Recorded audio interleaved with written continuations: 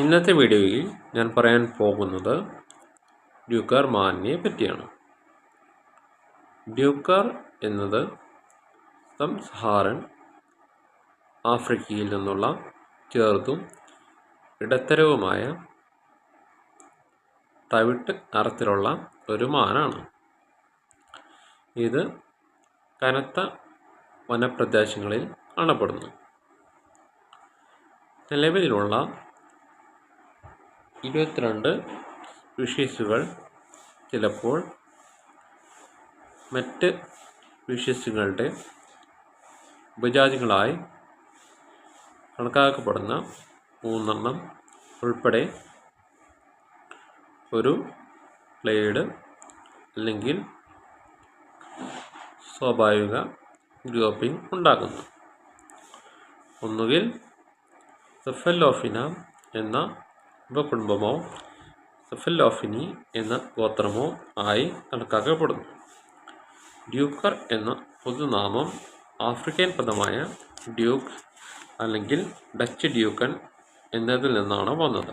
രണ്ടിൻ്റെയും അർത്ഥം മുങ്ങുക എന്നാണ്.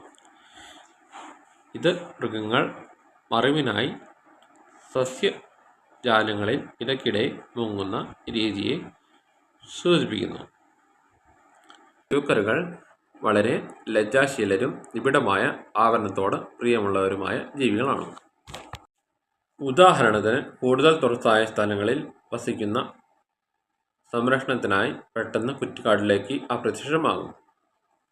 അവയുടെ അപൂർവതയും ഇടകലർന്ന ജനസംഖ്യയും കാരണം ഡ്യൂക്കറുകളെക്കുറിച്ച് കൂടുതൽ അറിവില്ല.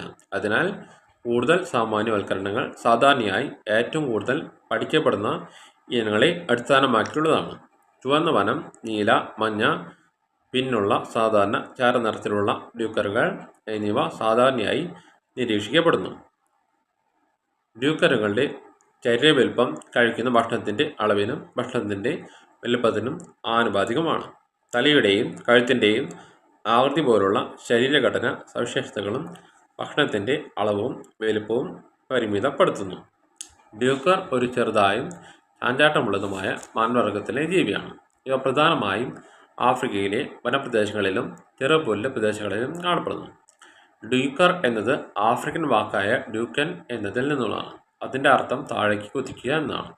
കാരണം ഇവ അപകടം കാണുമ്പോൾ ഉടനെ പുല്ലിനകത്തേക്ക് ചാടിപ്പോകും. ഡ്യൂക്കറുകൾ വനങ്ങൾ, കാടുകൾ, ചെറുപുൽപ്രദേശങ്ങൾ, കുന്നൻ മേഖല തുടങ്ങിയ ഇടങ്ങളിലാണ് കൂടുതലായി കാണപ്പെടുന്നത്. ചില ഇനങ്ങൾ കനത്ത കാടുകളിൽ താമസിക്കുന്നവരും ചിലത് തുറന്ന പുൽപ്രദേശങ്ങളിലും കാണപ്പെടുന്നു. ഇവ സസ്യഭോജികളാണ്.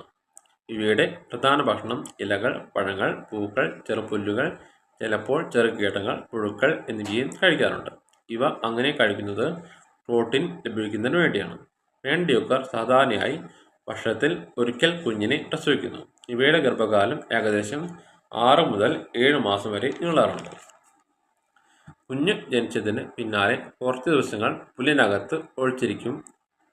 അമ്മ അടുത്തു വന്ന് പാൽ കുടിപ്പിക്കും. ഡ്യൂക്കറുകൾ സാധാരണയായി ഒറ്റയ്ക്കോ എണ്ണങ്ങളായോ ജീവിക്കാറുണ്ട്.